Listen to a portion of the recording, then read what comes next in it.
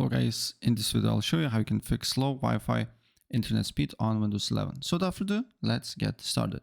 First of all, go to settings, then you need to go to network and internet, find Wi-Fi, and then here you need to look for as you can see here, your particular Wi-Fi, and then look if there is a meter connection off. So first of all, turn off meter connection.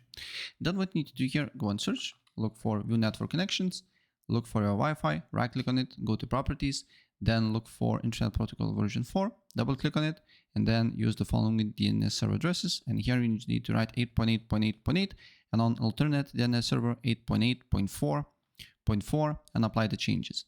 If there is no changes here, the internet is working slowly, then you can change to 1.1.1.1 to 1.0.0.1 here. Don't forget, of course, apply the changes. Then open up CMD, command prompt, right click, run as admin. And here you need to put a few commands. ipconfig space /flush DNS. Another command is nesh winsock reset, right? After that, what you need to do here is to go to settings.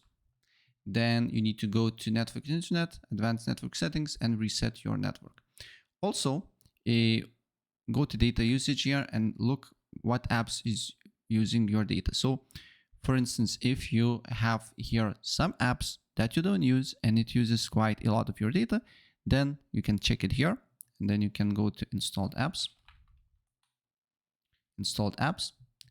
and then you can search it here and delete it. Just press on the three dots and install it.